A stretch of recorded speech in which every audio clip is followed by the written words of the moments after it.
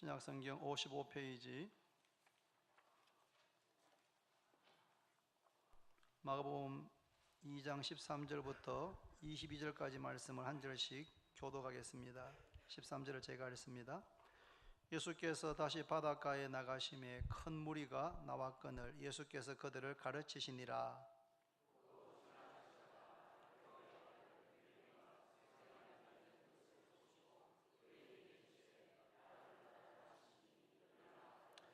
그의 집에 앉아 잡수실 때에 많은 세리와 죄인들이 예수와 그의 제자들과 함께 앉았으니 이는 그러한 사람들이 많이 있어서 예수를 따름이러라. 바리새인이 서기관들이 예수께서 죄인 및 세리들과 함께 잡수시는 것을 보고 그의 제자들에게 이르되 어찌하여 세리 및 죄인들과 함께 먹는가? 예수께서 들으시고 그들에게 이르시되 건강한 자에게는 의사가 쓸데없고 병든 자에게라야 쓸데있느니라. 나는 의인을 부르러 온 것이 아니요 죄인을 부르러 왔노라 하시니라. 요한의 제자들과 바리새인들이 금식하고 있는지라 사람들이 예수께 와서 말하되 요한의 제자들과 바리새인의 제자들은 금식하는데 어찌하여 당신의 제자들은 금식하지 아니하나이까? 예수께서 그들에게 이르시되 혼인집 손님들이 신랑과 함께 있을 때에 금식할 수 있느냐? 신랑과 함께 있을 동안에는 금식할 수 없느니라. 그러나 신랑을 빼앗길 날이 이르리니 그날에는 금식할 것이니라. 생배 조각을 낡은 옷에 붙이는 자가 없나니 만일 그렇게 하면 기운 새 것이 낡은 그것을 당기어 헤어짐이 더하게 되느니라.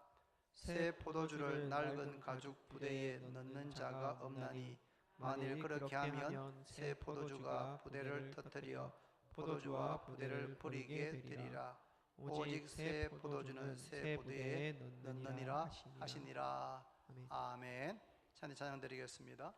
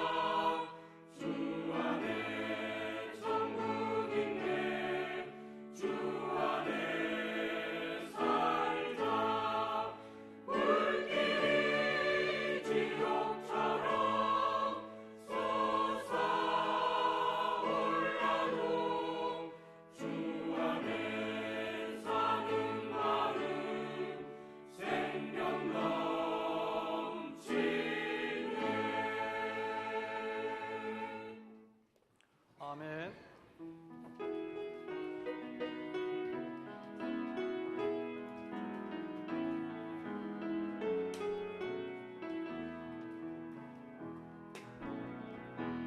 당신은 하나님의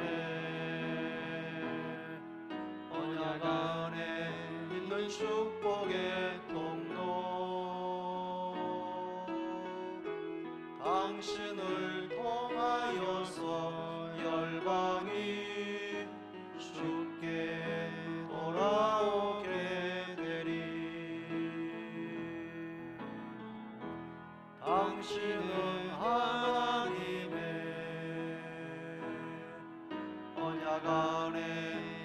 축복의 통로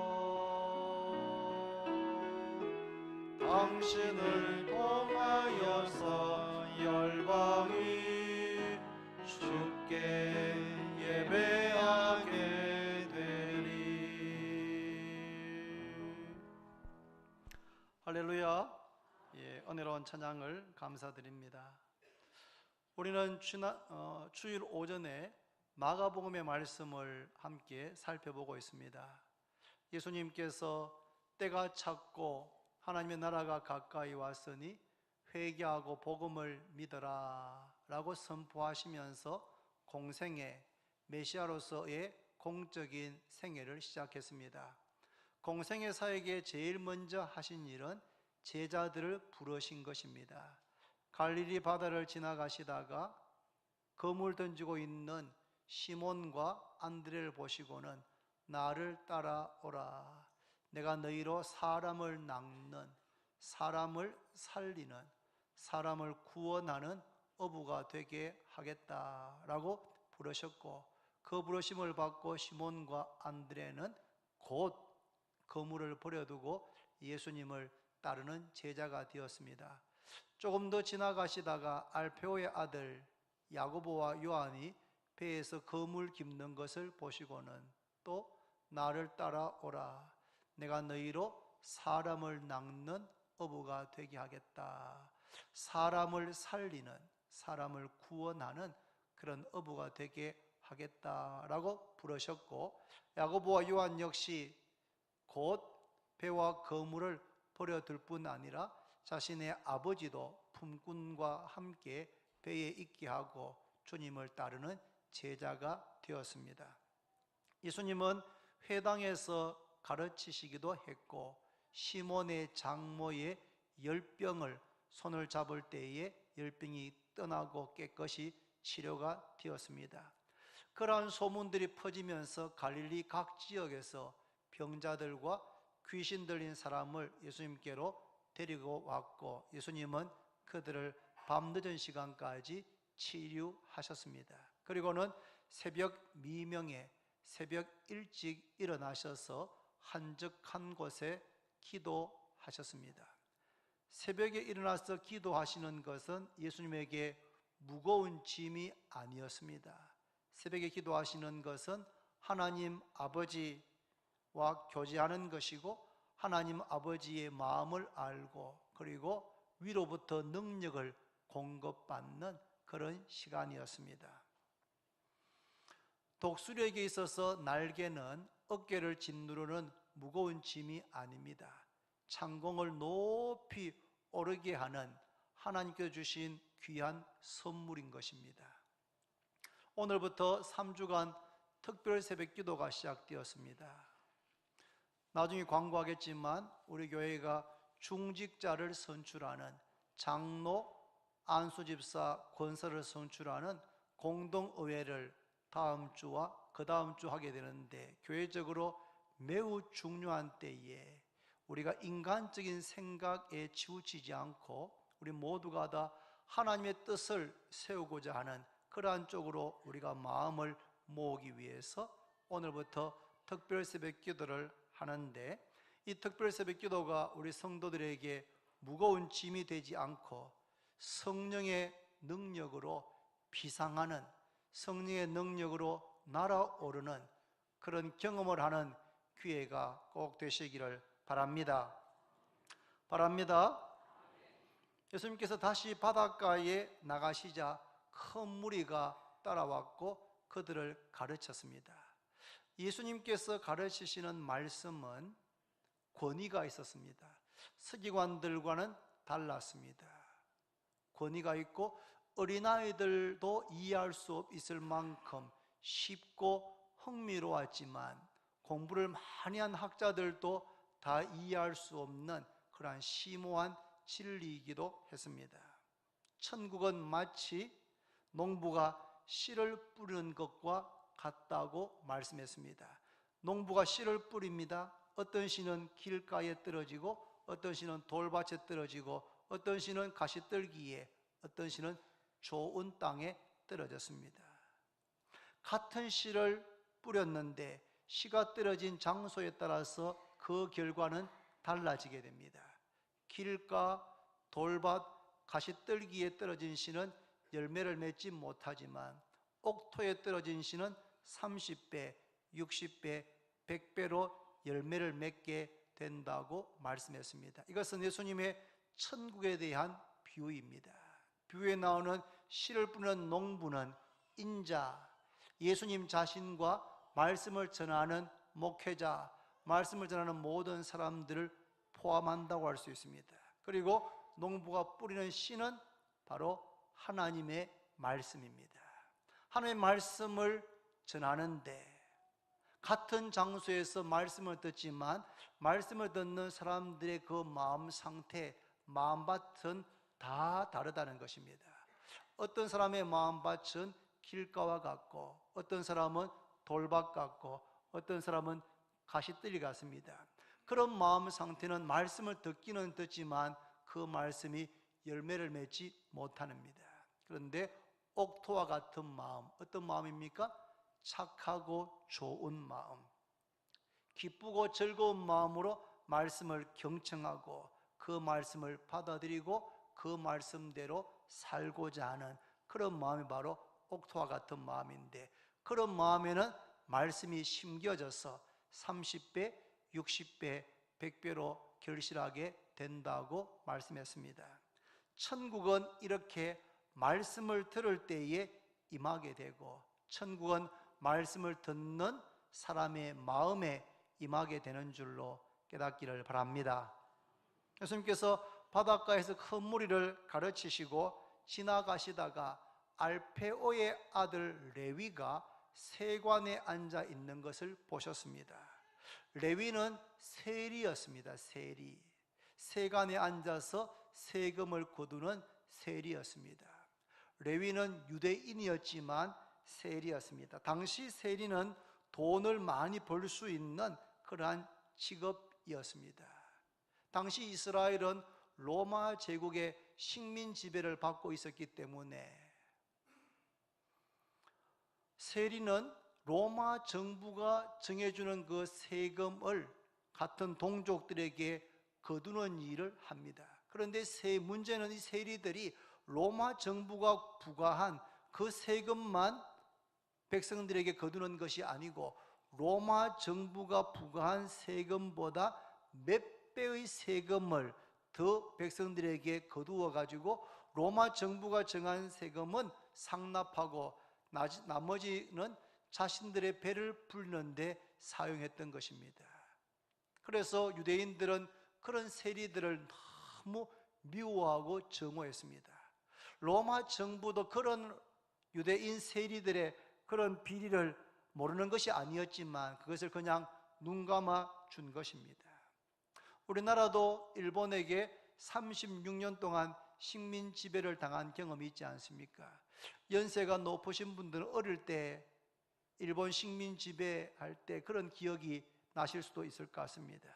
식민 지배하는 일본 사람들도 싫어했지만 친일파 혹은 일본의 앞잡이 노릇하는 그런 사람들을 더 싫어했던 것처럼 유대인들은 로마 정부에 대해서도 반감이 많지만 로마 정부를 대신해서 동족들에게 정한 세금보다 더 많은 세금을 부과하는 세리들을 아주 미워하고 정오하였습니다.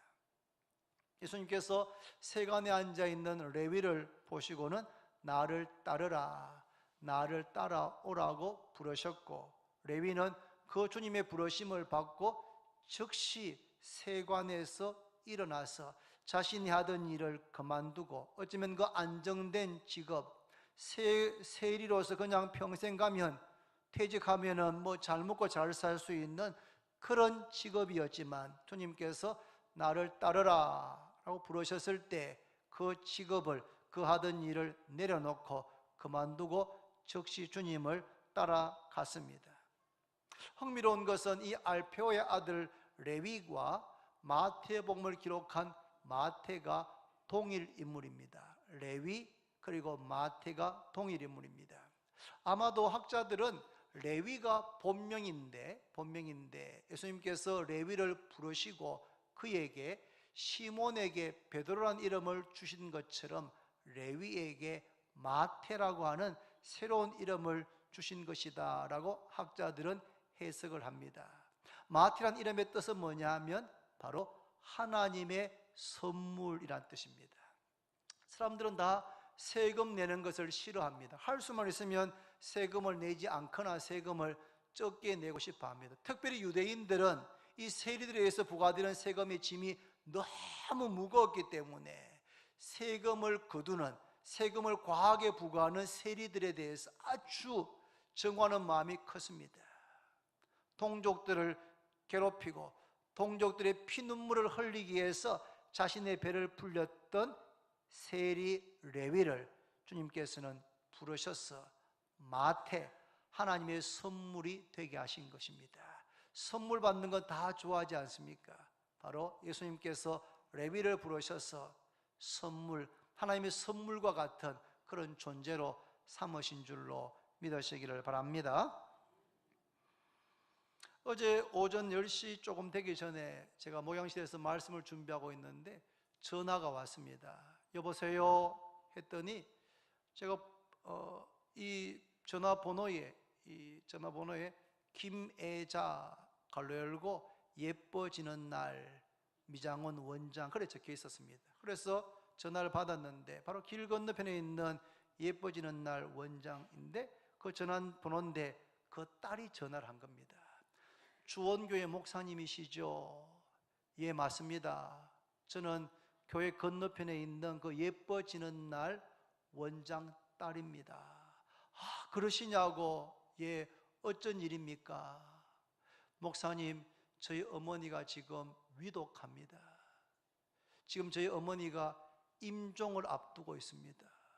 그래서 오셔서 목사님 좀 기도해 주실 수 있겠습니까? 저희 어머니가 의식을 잃기 전에 주원교회 목사님께 전화해서 연락해서 꼭 와서 기도 좀 해 주시라고, 그리고 내가 죽거든 목사님께 장례를 좀 부탁하라고 그렇게 이야기했다는 겁니다. 제가 10시 10분 전에 그 전화를 받고 정신이 하나도 없어가지고 막 서둘러서 영대병원 호흡기 중환자실로 갔습니다. 가니까 남편께서 계시는데 남편도 며칠 전에 후두암 수술을 하셔가지고 같은 중환자실에 있는데 후두암 수술하셨으니까 말씀을 못 하시는 겁니다. 우리 교회 좀 나왔던 그 아들 성곤이가 거기 서 있습니다. 어머니는 호흡이 제대로 안 되니까 인공호흡기를 꽂고 수면 상태에 있고 그 전날 금요일 저녁부터 의식을 잃은 상태입니다. 참 가슴이 너무 아팠습니다. 그 딸 하나밖에 없는 딸, 그 원장님이 그렇게 사랑했던 그 딸은 이제 결혼해서 그 딸과 사위가 옆에 젊은 그 두 내외가 어쩔 줄 몰라고 어머니는 의식을 잃고 의사 선생님 말씀으로 이 상태로는 길면은 5시간, 빠르면 1-2시간 내에 임종할 수 있다는 이야기를 듣고 막 놀라서 저한테 전화한 겁니다. 그 아버지는 본인이 후두암 수술했으니까 말도 못하고 아내의 손을 잡고 눈물이 걸성걸성거리고 있고, 이 결혼한 딸은 지금 거의 정신을 잃은 상태로 막 쓰러지려고 그렇게 하고 있었습니다. 그래 갔습니다. 상황 보니까 정말 기가 막힌 상황이었습니다. 그래서 제가 그 원장의 손을 잡고 함께 기도했습니다. 참 가슴이 무너지는 것 같았습니다. 하나님께서 이분을 하나님께서 불쌍히 여겨주시기를, 예수 그리스도의 보혈로 씻어주시고 구원해 주시기를, 하나님 다시 살아날 수 없다면 하나님께서 그 영원한 나라로 천국으로 인도해 주시기를. 보통 의식이 없다고 해도 귀는 열려 있다고 하는 그런 이야기를 많이 들었습니다. 의식을 잃었다가 깨어난 분들이 의식은 없다고 하지만 자기 귀에 다 들렸다, 인턴 레지던트라는 말이 다 들렸다, 이 사람 가망 없다는 이야기 다 들었다는 겁니다. 그래서 제가 그 귀에다 대고, 하나님 마치 그분이 기도하는 것처럼 제가 예수님을 믿습니다. 예수님께로 제가 돌아오지 못한 것을 하나님 용서해 주시기를, 마치 그분인 것처럼 그렇게 제가 함께 그분의 귀에 대고 가족들과 함께 기도를 드렸습니다. 그 원장은 젊은 나이에 미용실을 개원하고 30여 년 동안 정말 성실하게 일한 분이었습니다. 그 미장원에 가면, 미용실에 가면은 가는데 얼마나 사람들이 많이 옵니까? 참 저는 볼 때 하루 종일 머리 만지고 사람 대하는 게 참 보통 힘든 일이 아닐 것 같은데, 이 원장은 그 사람들한테 말 한마디 한마디 하는 것이 정말 덕 있게, 우리 표현대로 하면 은혜롭게, 목사인 제가 들어도 이야, 참 사람 이만큼 많이 대하면 참 짜증도 나고 힘들 때도 있을 텐데 늘 한결같이 밝은 표정으로 그 사람들한테 좋은 덕 있는 말을 하시는 겁니다. 그 시부모님은 서부교회 장로지로 은퇴하셔가지고 지금 미국 가 계십니다. 지금 그 시어머니가 그때 오셨지 않습니까? 작년인가 오셔가지고 우리 교회에서 예배를 드렸습니다. 그 시부모님은 이 맏며느리 말입니다. 이 맏며느리가 예수 믿기를 그렇게 오랫동안 기도해 왔고, 이 원장도 자기가 그걸 알았어. 처녀 때 교회를 다녔기 때문에 교회 빨리 돌아가야 된다고 하는 이야기를 하셨습니다. 그래서 저희 교회도 한 2번 와서 예배를 드렸고, 저한테도 목사님 저 교회 가고 싶어요. 조금만 덜 바빠지면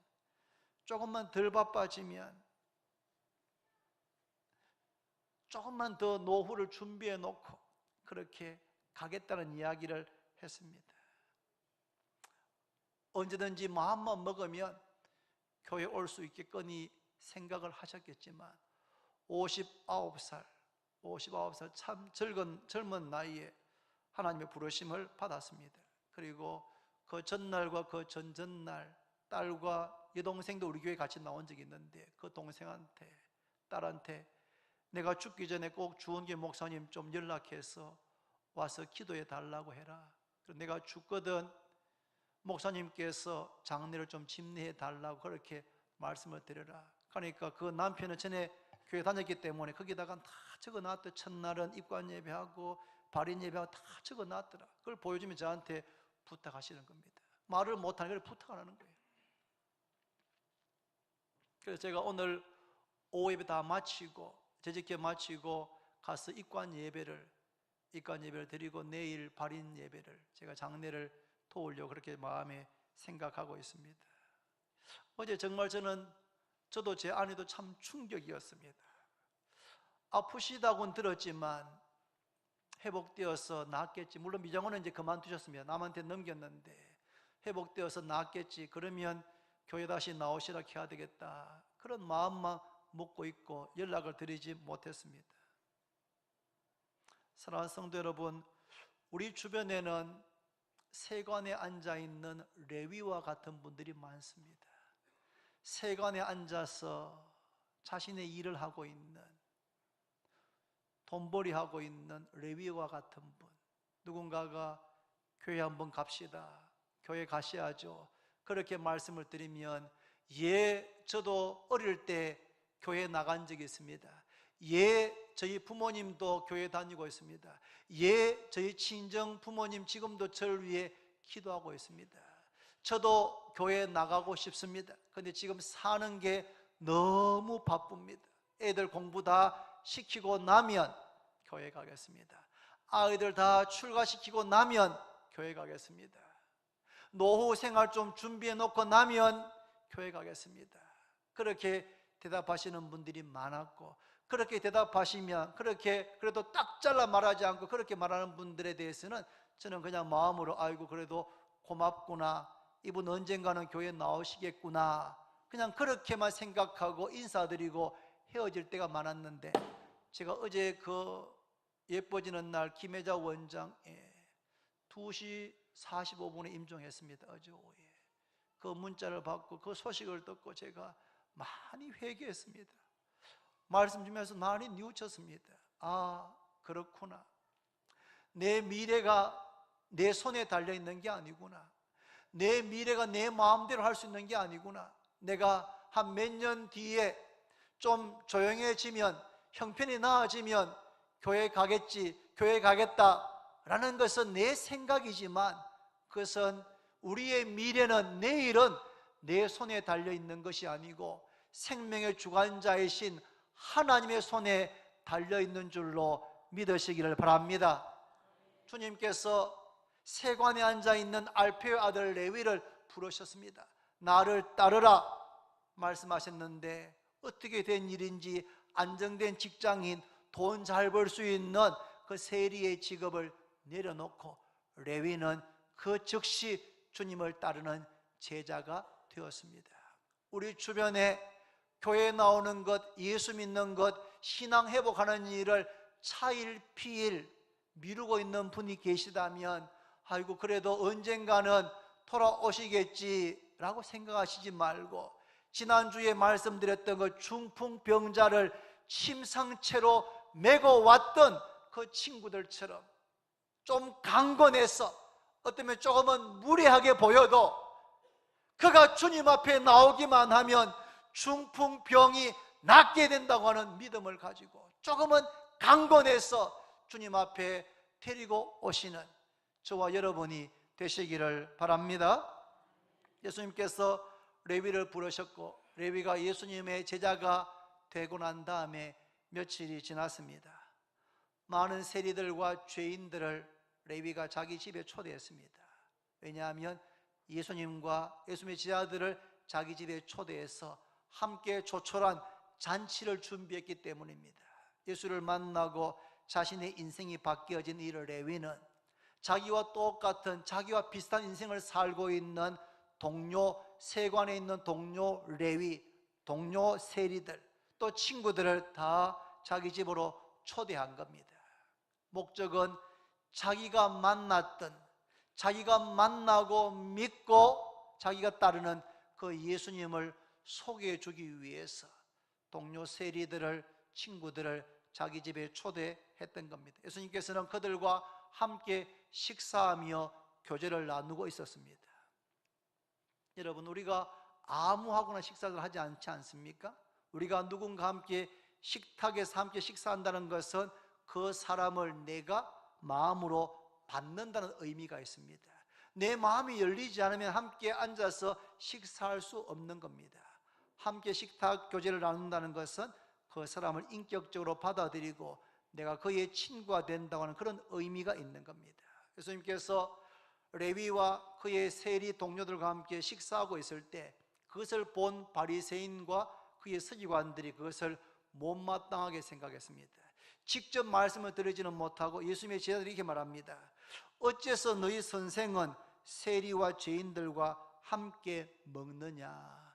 저 죄인 중에 죄인, 동족들의 피를 빨아먹는 저 세리들, 저 버러지 같은 저런 인간들하고 어떻게 함께 식사할 수 있느냐라고 바리새인들의 서기관들이 그렇게 불만을 털어놨습니다.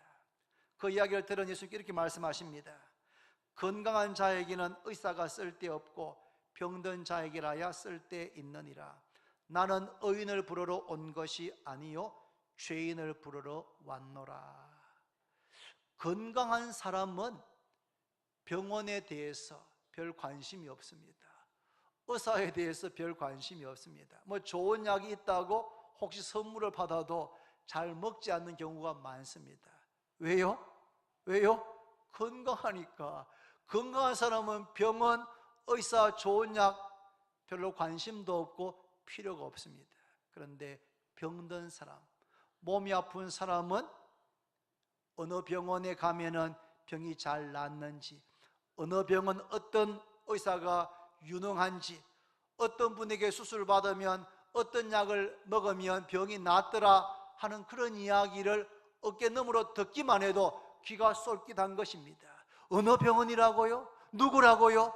누가 수술했다고요? 무슨 약 드셨다고요? 왜요? 몸이 아프기 때문에.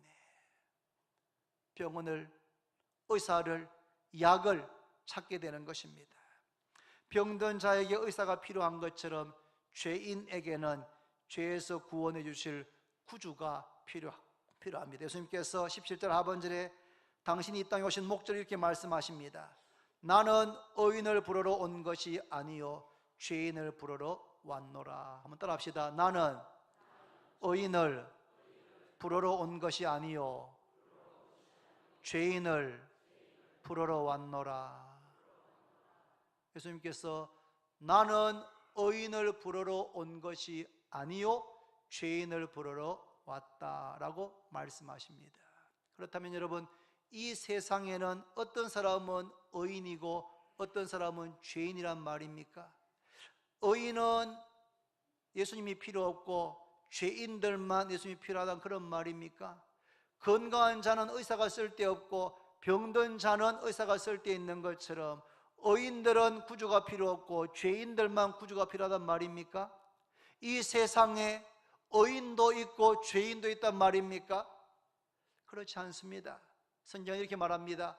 모든 사람은 죄를 범하였음에 하나님의 영광에 이르지 못하더니 라고 로마서 3장 23절에 말씀했고, 또 로마서 3장 10절에는 의인은 없나니 하나도 없다. 이 세상에는 의인이 한 사람도 없습니다. 모든 사람은 죄를 범하였습니다. 모든 사람은 하나님께서 보실 때 죄인입니다. 스스로 죄인인 것을 겸손하게 인정하는 죄인과 자기가 왜 죄인이냐고, 자기는 죄인이 아니라고, 자기는 의인이라고 주장하는 죄인이 있을 뿐입니다. 모든 사람은 죄를 범했고 의인은 이 세상에 한 사람도 없습니다. 예수님께서 이 땅에 오신 것은 의인을 부르기 위해서가 아닙니다. 스스로 의롭다고 생각하는 사람을 위해서가 아니고 죄인을 부르기 위해서, 죄인을 불러서 그들의 죄를 사시기 위해서 오셨습니다. 예수님께서 이 땅에 오셔서 우리의 죄를 담당해 주셨습니다. 우리의 죄, 우리가 죄 받아야 될 죄의 형벌을 대신 받아 주셨습니다. 우리가 받아야 될 그 죄의 저주, 죄의 삭신 죽음을 대신 죽어 주시기 위해서 이 땅에 오셔서 우리가 받을 모든 죄의 값을 하나님의 아들이신 예수님께서 다 넘치도록 지불하신 줄로 믿으시기를 바랍니다. 죄인된 우리를 부르셔서 죄를 사해 주시고 의롭다고 칭해 주시고 하나님의 자녀가 되게 하시고 이 땅에 발을 딛고 살고 있지만 천국을 누리며 천국을 나누어 주는 그런 삶을 살게 하기 위해서 하나님의 아들 예수님께서 이 땅에 오신 것을 믿으시기를 바랍니다. 요한의 제자들과 바리새인들이 금식하는 것을 보고 어떤 사람이 예수님께 묻습니다. 요한의 제자들과 바리새인의 제자들은 금식하는데 어째서 당신의 제자들은 금식하지 않습니까? 당시 유대인들에게 있어서는 금식이 대단히 중요한 종교 행위였습니다. 그래서 이렇게 대답하십니다. 19절에 예수께서 그들에게 이르시되 혼인집 손님들이 신랑과 함께 있을 때에 금식할 수 있느냐? 신랑과 함께 있을 동안에는 금식할 수 없느니라. 그러나 신랑을 빼앗길 날이 이르리니 그날에는 금식할 것이니라. 예수님은 자신이 혼인집의 신랑이라고 말씀하십니다. 혼인집에 있는 손님들, 결혼잔치에 있는 손님들, 여러분 결혼식은 가장 기뻐해야 될 그런 잔치 아닙니까? 결혼식에 갔는데 혹시 내 마음에 좀 안 좋은 일이, 슬픈 일이 있다고 합시다. 그래도 결혼식에 축하해 주러 가게 되면 내 마음에 좀 슬픈 일이 있어도 결혼식에 가서는 혼주들한테 기쁘게 웃으면서 축하해 주어야 되는 겁니다. 왜냐하면 그날은 가장 기쁘고 즐거운 날이기 때문입니다. 혼인집 손님들은 신랑과 함께 있을 때에는 금식할 수가 없다. 그런데 금식할 날이 오는데 그때는 바로 신랑을 빼앗기는 날이다. 신랑을 빼앗기는 날 언제입니까? 신랑 되신 예수님께서 고난받으시고 십자가에 못 박혀 죽으시는 날입니다. 그날은 금식하게 될 것이다. 예수님께서는 금식이 필요 없다 말씀하지 않았습니다. 금식이 필요하고 요긴하기는 하지만 지금 제자들이 신랑이 나와 함께 있을 지금은 금식할 때가 아니다. 그러나 금식할 때가 오게 된다고 말씀하십니다. 그 다음에 계속해서 비유로 말씀하십니다. 21절과 22절에 보시면 같이 한번 읽을까요 여러분? 21, 22절 다 같이 시작. 다시 시작.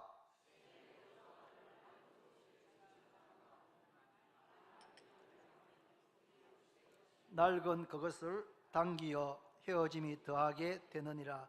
새 포도주를 낡은 가죽 부대에 넣는 자가 없나니 만일 그렇게 하면 새 포도주가 부대를 터뜨려 포도주와 부대를 버리게 되리라. 오직 새 포도주는 새 부대에 넣느니라 하시니라. 아멘. 여러분, 낡은 옷에 생배, 새로운 배 조각을 붙이면 안 됩니다. 왜냐하면 새로운 그 생배 조각이 만약에 땀에 젖거나 물을 흡수하게 되면 어떻게 될까요? 줄어들게 됩니다.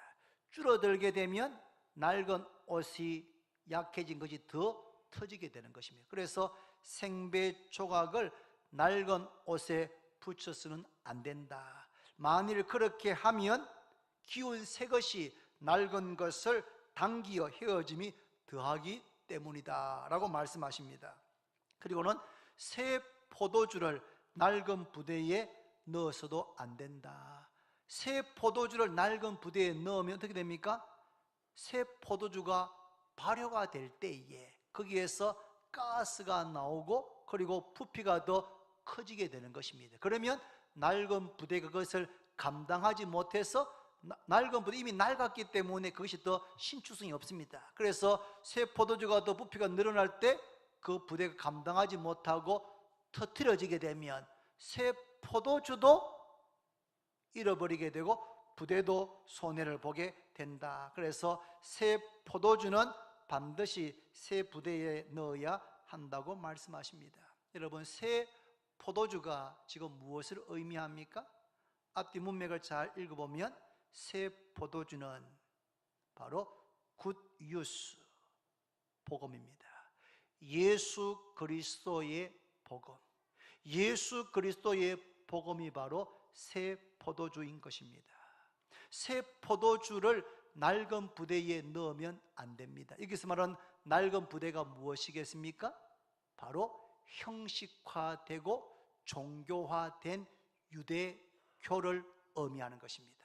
지금 앞에서 어떤 사람이 금식에 대한 문제를 논합니다. 요한의 제자들, 바리새인의 제자들은 금식하는데 예수 당신 제자들은 왜 금식하지 않습니까? 금식하지 않는 것에 대해서 문제 제기를 하는 것입니다. 당시 바리새인들과 서기관들은 시간을 정해놓고 금식하고 구제하고 기도했습니다. 그런데 마태 6장에 보면 예수님께서 사람에게 보이려고 구제하거나 사람에게 보이려고 금식하거나 사람에게 보이려고 기도하지 마라. 그렇게 하는 너희들 이미 너희 상을 다 받은 것이니라 라고 말씀하십니다. 이미 유대교는 형식화되어졌습니다. 종교화되어졌습니다. 새 포도주를 담을 수 없는 낡은 부대가 되어버린 것입니다. 새 복음인 예수 그리스도의 복음을 담으려고 하면 그 부대가 감당하지 못해서 터져버리게 된다는 말입니다. 그래서 새 포도주는 새 부대에 담아야 하느니라. 새 부대가 무엇입니까? 새 부대는 바로 믿음입니다. 믿음. 복음을 받아들이는 믿음, 예수 그리스도의 복음을 담아내는 믿음이라고 하는 그것입니다. 율법의 행위로 구원받을 사람이 이 세상에 한 사람도 없습니다. 오직 믿음으로, 오직 믿음이라고 하는 새로운 부대로만 새 포도주이신 예수 그리스도의 복음을 담아낼 수 있는 줄로 믿으시기를 바랍니다. 새 부대는 믿음이고 그리고 새로운 마음, 변화된 마음이라고 할 수가 있습니다.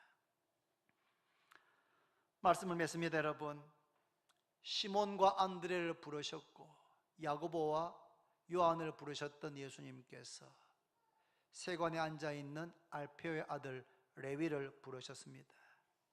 세관에 앉아서 정신없이 일하고 있던 레위에게 나를 따르라, 내가 돈 벌기 위해서는 동족들의 눈에서 눈물이 나는지도 상관하지 않고 자신의 행복한 생활, 자신의 편안한 생활만을 위해서 추구해왔던 레위 너를 내가 마태가 되게 하겠다. 마태, 하나님의 선물, 누구에게나 주어지면 기뻐하는 선물, 하나님의 선물과 같은 그런 존재가 되게 하겠다고 부르셨고, 레위는 그 부르심을 받고 즉시 그 자리에 일어나서 주님을 따랐습니다.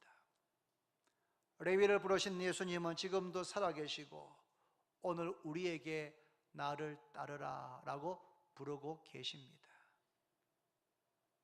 우리를 부르십니다. 나를 따르라. 예수님을 따르는 신자가 되고 제자가 될 것을 부르고 계십니다. 여러분, 주님께서 부르실 때 다음에 가겠습니다, 내년에 가겠습니다, 좀 더 안정되면 가겠습니다, 아이들 공부 끝나면 가겠습니다, 퇴직하면 가겠습니다, 여러분 그렇게 미루시면 안 됩니다. 여러분, 예뻐지는 날 원장님은 좀 더 시간이 지나고 나면 갈 수 있겠거니 생각하셨을 수도 있습니다. 그런데 자신의 계획같이 되지를 못했습니다. 생명의 주관자께서 부르시면 우리가 전혀 생각하지 못한 그때에 우리를 데리고 가실 수가 있습니다. 그래서 우리를 부르실 때 즉시 순종하시는 여러분과 제가 되기를 바랍니다. 그래서 이 땅에 오신 목적은 죄인을 부르기 위해서 오셨습니다. 이 세상에 죄인 아닌 사람 한 사람도 없습니다. 모든 사람이 죄를 범하였습니다. 여러분은 자신이 죄인이라고 겸손하게 인정합니까? 주여, 저는 죄인입니다. 주님, 저는 죄인입니다. 주님, 저를 불쌍히 여겨 주옵소서. 그렇게 겸손하게 고백하시고 세상의 구주로, 죄인의 구주로 우리를 죄에서 구원하시고 우리의 죄를 사하시고 우리를 의롭다 하시고 하나님의 자녀가 되게 하시고 이 땅에서도 천국을 누리며 천국을 나누는 그런 사람 되게 하기 위해서 이 땅에 오신 예수님을 우리의 마음에 믿고 우리의 마음에 영접하시기를 바랍니다. 새 부대는, 새 포도주는 새 부대에 넣어야 합니다. 새 포도주는 바로 예수 그리스도, 예수 그리스도의 복음입니다. 새 포도주는 새 부대에 넣어야 됩니다. 새 부대는 예수를 믿는 믿음입니다. 새 부대는 새로운 마음입니다. 새 부대는 새로운 삶의 태도입니다. 여러분, 예수님이 부르심에 응답했다면 이제는 우리의 옛 삶의 방식을 내려놓고 새로운 삶의 방식을 취하시기를 바랍니다. 옛 마음, 옛 사람을 내려놓고 새 사람을 입어야 됩니다. 옛 사람을 벗어버리고 새 사람을 입는 여러분과 제가 되기를 바랍니다. 오늘부터 특별 새벽 기도가 시작되었습니다. 우리 주원교회 재직들, 우리 장로님, 권사님, 집사님들은 이 특별 새벽 기도에 최선을 다해서 나오셔야 됩니다. 왜냐하면 교회적으로 너무 중요한 일이기 때문입니다. 그래서 새벽에 최선을 다해서 나와서 기도하면서 새 포도주이신 예수 그리스도로 충만하게 되고 우리의 낡은 부대가 새 부대로 변화되어지는 그런 은혜가 이번 특별 새벽 기도에 있을 줄로 믿습니다. 기도드립니다. 하나님 아버지, 감사합니다. 나는 의인을 부르러 온 것이 아니고 죄인을 부르러 오셨다고 말씀하셨는데, 주님, 제가 죄인입니다. 이제까지 하나님 앞에서 부족한 것, 잘못한 것밖에 없는 죄인입니다. 죄인의 구주로 오신 예수님을 제 마음에 믿고 영접하기를 원합니다. 그리고 주님께서 세관에 앉아있는 알페오의 아들 레위를 부르셨을 때에 레위를 부르신 목적은 동족들에게 괴로움을 주는 인생에서 하나님의 선물이란 뜻의 마태가 되기 위해서 부르셨는데, 그 부르심의 레위가 즉시 순종했던 것처럼 주님, 저희들도 주님의 부르심에 순종해서 지금부터 우리의 남은 평생이 예수 그리스도의 제자로 살아가게 해 주시옵시고, 또 다른 사람을 예수님의 제자 삼는 그런 삶이 되게 하여 주옵소서. 새 포도주는 새 부대에 넣어야 된다고 말씀했습니다. 새 포도주 되시는 예수 그리스도의 복음을 새 부대인 믿음에 담게 해주시고, 새로운 마음에, 새로운 생각에, 새로운 삶의 습관에 담아내는 저희들 되게 하여 주옵소서. 하나님, 언제 저희를 부르실지 모르는데 하나님, 우리가 마치 우리의 미래가 우리의 손에 달려있는 것처럼 그렇게 생각하지 않고 겸비하게 주님의 부르심에 순종하는 우리 모두가 다 되게 해 주옵소서. 예수님의 이름으로 기도드립니다. 아멘.